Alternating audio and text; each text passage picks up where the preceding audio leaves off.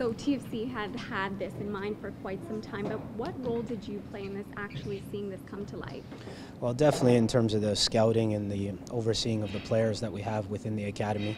Once I knew that I could be in a position to take this role, obviously assessing the talent, speaking to the younger academy coaches, Johnny Cimini, Danny Dicchio, all the way up to Stuart Neely and Anthony Capitosto, just making sure we had a handle on which players were going to be coming through and how the whole process was going to pan out.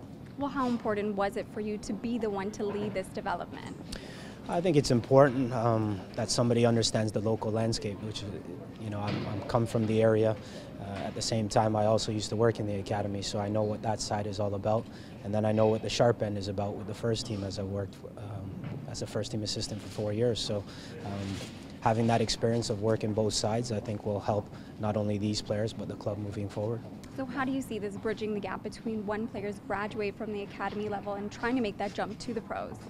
Well, they're going to be playing in a 28 game schedule. There's 24 teams, there's travel, there's training, day-to-day training. The first team will be on the next pitch beside us, so there will be that sort of relation and correlation with Greg in order to make sure that the players are being taught in the exact same way as the first team. So they'll get their opportunities, the head coach will see them perform, and then it's all about them taking their opportunities. Your vision isn't complete yet for this club since your roster hasn't been formed, but what do you see the outlook for this club being? In the end, my football principles are the same as Greg Vanney's, which is one of the reasons why they gave me the opportunity. Our main goal is to produce players for the first team, but at the same time, it's professional football and we want to win games, we want to be competitive, we want to be an attractive brand of football, so that's no different than the first team. But ultimately, I need to prepare these players for the first team.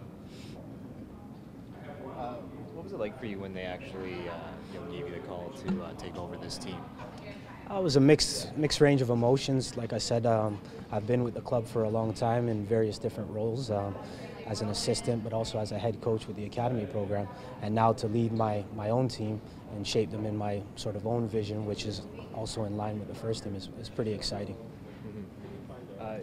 Were you in talks with them for a while to become the head coach? Like, were you sort of like the guy they were looking to do, or was there a selection process?